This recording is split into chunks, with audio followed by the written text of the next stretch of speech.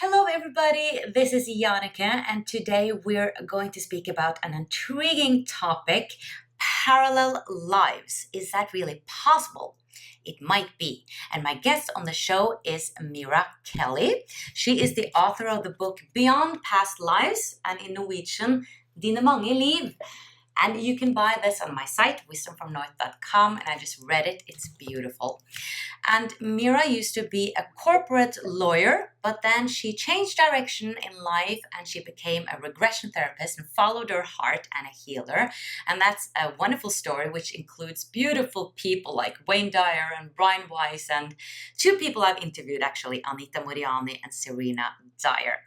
Now, Mira, welcome to Wisdom from North. How are you doing? Hello. Thank you so much for having me. It's wonderful to be here. You know, I read your book during the summer, but I've actually seen some interviews on you or about you online, and I've had you in the back of my mind all the time because I haven't heard that much about parallel lives. Like we're usually into, or a lot of people have heard of, regressions, past lives. But then lately, I've heard more and more about like multidimensional beings, that we are multidimensional and everything is happening now. So this kind of is coming at the perfect time. And then I read the book and it seemed like you kind of just stumbled upon this in your, practice. So I was thinking that we can start to talk about this before we get into your story.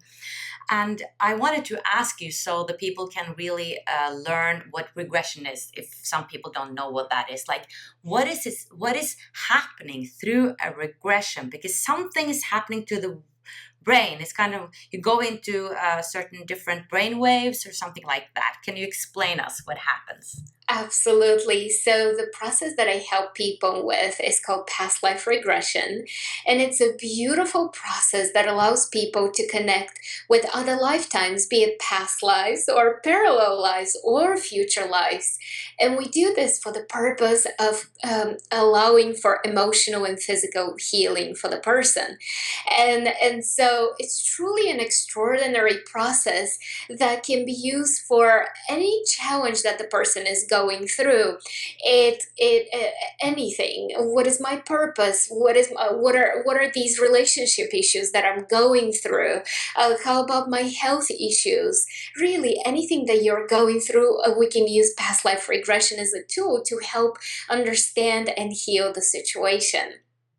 So when you have a client, what happens to the client? Is it hypnosis, or like how do you get access to previous lives? Past life regression is very similar to meditation, I use the word meditation because we're all so familiar with that. And even those of us who are saying, "But wait, I have such a hard time meditating," then I can offer you this. I know that you have had a moment of looking out at nature and having that sense of becoming one with it, truly mesmerized at how peaceful and serene and beautiful that moment feels. And it's very similar during past life regression. The person is fully conscious, fully aware, but at the same time, there is information, images, feelings, thoughts, ideas, and they connect with other lifetimes. They see the stories of other lifetimes and how in those other lives they have been working through the same challenges that they're having right now. How these lessons have been approached and worked through in other lifetimes. And that is so healing, so allowing for you to see the bigger picture and create bigger understanding and really, truly permission for you to move forward in more powerful ways. So do I understand it correctly? If when you do a regression, like now we are in like beta mode, like our brain has a frequency that's called beta, and then when we meditate we can go to alpha, or like something that's called delta or theta. Is that where we are, like we have some theta waves or something like that? So it's truly the normal functioning of the brain to go through these different brainwave activities, as you mentioned, and each one serves a different function, right? In beta, we're very engaged, we're very active, very much aware of the world. Like when when we play sports and when we are engaged with other activities. Yet the moment of us being in theta and alpha and more relaxed states is really the moment of us just relaxing, feeling safe, and a different brainwave activity it happens in our brain. And in fact, I would actually argue that you and I are in a light state of hypnosis right now, even though you think that we're perfectly engaged and perfectly active. There are studies done out there that when a person is in repose and just within less than 2 minutes of watching TV, they're already hypnotized. So I have to tell you, my hypnosis teacher, the person who taught me how to do hypnosis, says that we are always in a state of hypnosis, right? The question is, are you hypnotized? And the reality, you want to be hypnotized. And right, this is just as a fun, cute thing to say on the side. But truly, past life regression is a very gentle, very comfortable process, similar to meditation, that allows us to tune within. So you started having clients, and then I want to go straight to it. Then you met this client named John, and things were just going like normal. You know, he was speaking about past lives, and all of a sudden, there was like this strange year. You know, he was mentioning, I think, a year that was now or something like that. You were doing the math, and you were like, "This can't be." Can you tell us what happened? Absolutely. So the person that you're talking of, John, that's the name in the book. It was truly an extraordinary story, and I have to tell you, he was actually my very first client outside of family and friends that I have worked with. Somebody I didn't know, so that made it even more unusual, right? And so John was simply curious. He just wanted to know about his past lives. And so, with his first past life, he died somewhere in he died somewhere in the 19. Oh, let's see if my memory serves me right. 1970, I think, or 1960. And what happened is, in his second life, he was born in 1950. In other words, prior to the ending of the first life. And I had such a shock. It was such an experience for me of like, oh my God, what is happening here? Because up until that point, first of all, he was very detailed with times and dates and names and places. But so it was all unfolding very naturally, very normally. And also, up until that point, I have always believed reincarnation to be as everybody else teaches us, right? That it's a linear progression of one soul. You have a soul, it gets created, and then it moves through the different lifetimes. Hopefully, in one lifetime, you don't create too much karma. You don't, hopefully in the next life, you learn a little more and a little more, right? And so then you get out of the reincarnational cycle, right? That's how people have been talking for a very long time about reincarnation. And yet there was John, and he went through all these lifetimes, 6 lives, all of them overlapping in the same 130-year period. And it was truly extraordinary. How could all these lifetimes be stuck up in the same time period, right? And so I was completely mind boggled, I was completely shocked, but I knew I'm gonna get the answers, right? Because when I work with people, I always connect them to the energy of their higher self, their angels, their guides, and so I connected him with the energy of his guides, and I was speaking to his guide. And the guide gave me a very simple explanation, yet it sounded so profound to me.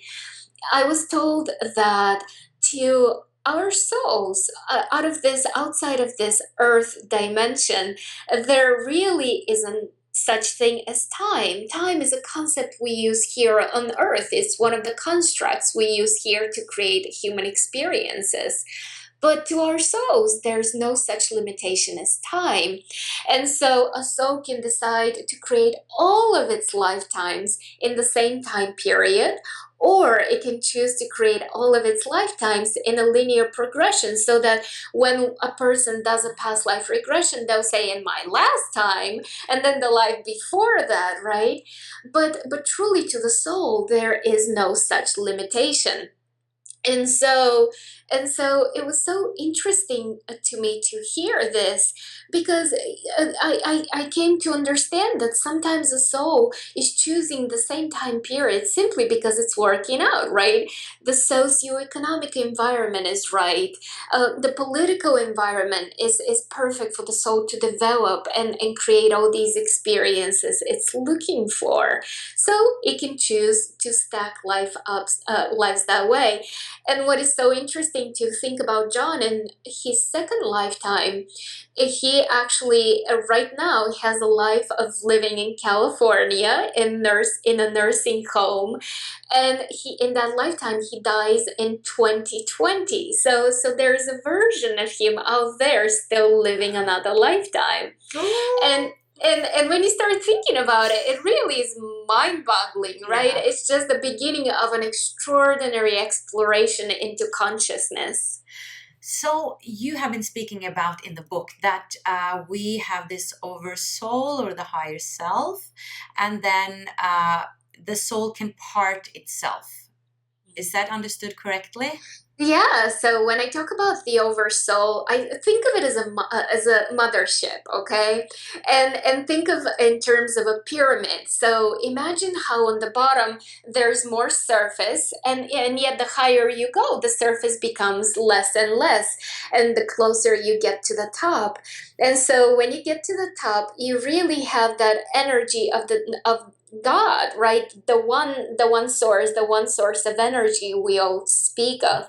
And every next level below that is a more and more fragmentation of that energy, knowing itself and experiencing itself through different perspectives. And so at the bottom is you and I, right? And all the animals and the trees and all the Oh, plants. so we're at the bottom. Not in a negative way. Okay. Simply in terms of understanding the individualization of a soul, right? Okay. Just that energy, that piece of energy, Oh, okay. experiencing itself as a separate as you and as separate as me.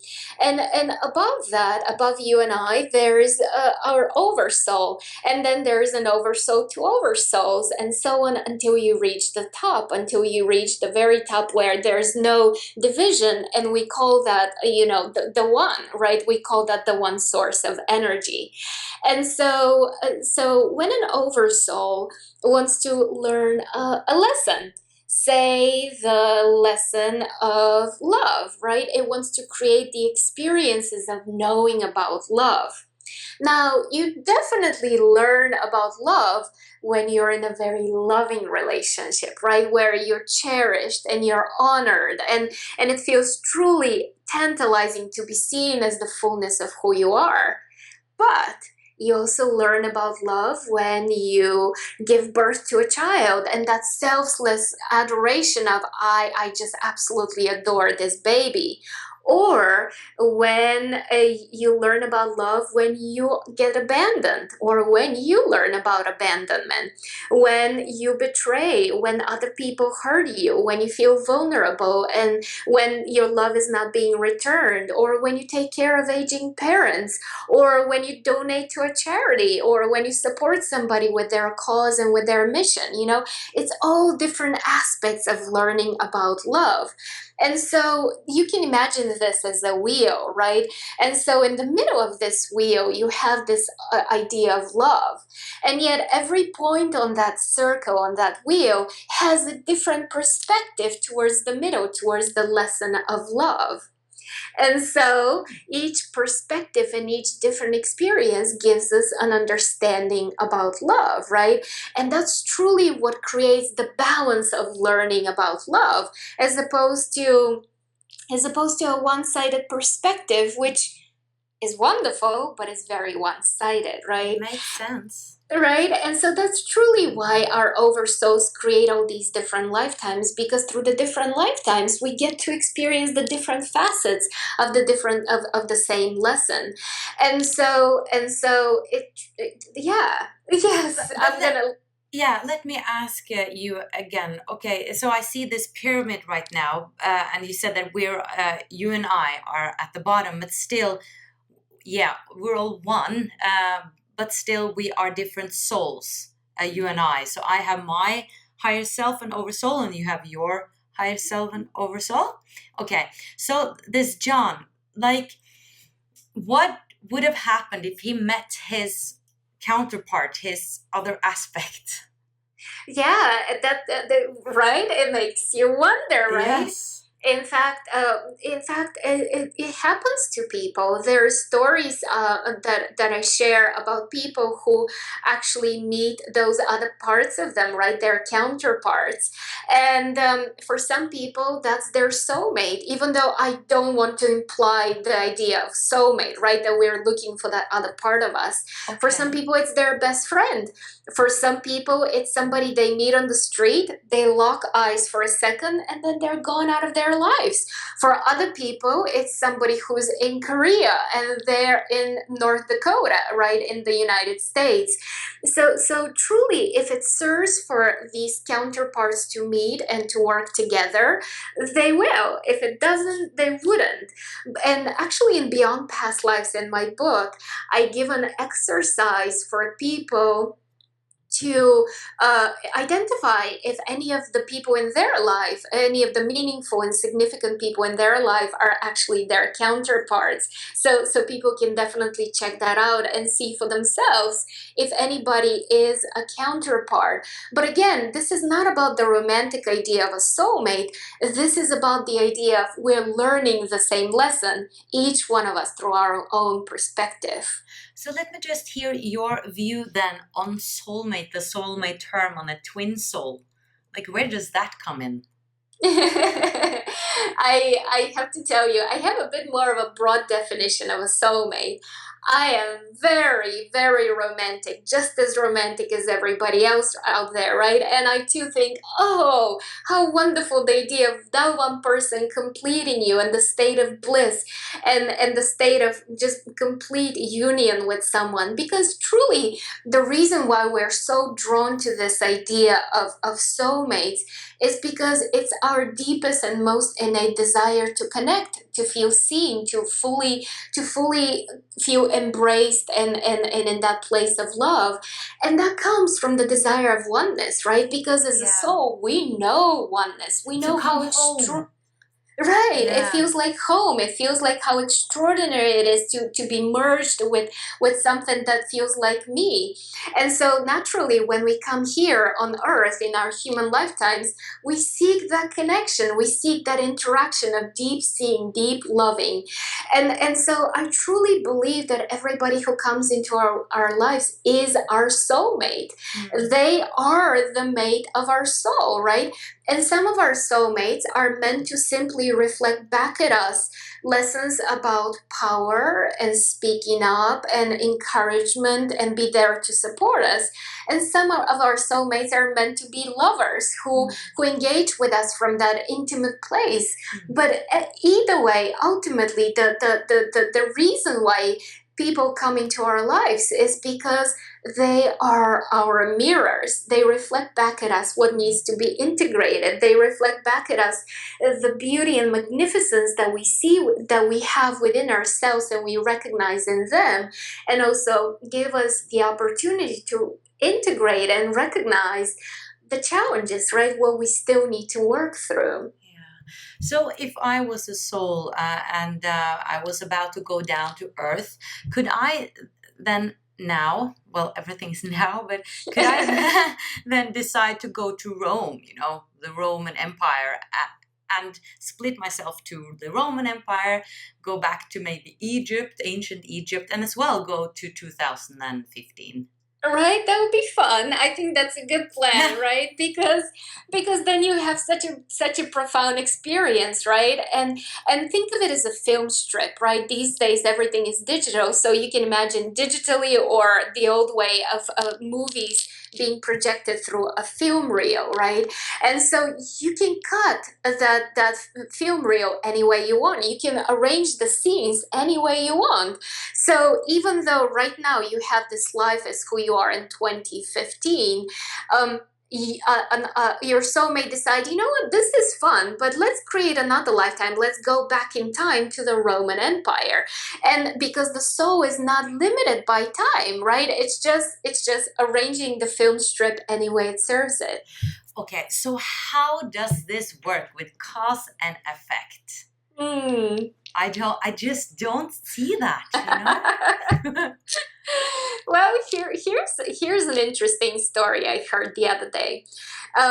This man, when he was a kid, he loved climbing trees, loved playing out, loved climbing trees. You know, as boisterous as boy can be, right? And so he would climb trees. He would love it. Nothing would happen. He would jump out of from these trees from a significant height. And then his mother started noticing what he's doing. And she started saying, watch out, you're going to break your leg. Watch out, you're going to break your leg. Watch out, you're going to break your leg. So what happened is, naturally, he broke his leg one time, right? Because she was there to create that cause and effect for him. Before he knew of the possibility of the breaking of the leg, he was perfectly fine. He didn't have the physical, he didn't need to claim the reality of him breaking his leg. And so cause and effect is a very interesting concept. In life, we have these experiences that if I put my hand on the stove, I'm going to burn my hand if it's a hot stove. But am I really going to burn my hand if I didn't know that that's what happens to people? And actually, there are so many experiences I know in each one of our lives when we can find the support to this idea that once you know something that has happened to other people, you see that as a possibility. So truly, because every moment is a new moment and a separate moment unto itself, there really isn't cause and effect, because how could something that is parallel to this now moment actually create an effect, right? And yet we have this experience because of social learning, social understanding, social norms. But truly, any possibility out there is available to you. It's your belief of what will happen that actually brings that possibility and creates your reality and creates the effect. I kind of see that. It's funny because it's just so contradictory to what I just studied in school right now, like the past 4 years. It's Sure, tell interesting. me about it. Yeah. So what if I was, choosing to be Brutus and I went back, to the Roman Empire and I didn't kill Caesar? Like, why wouldn't then the history books just change? Isn't it fun to start thinking about that?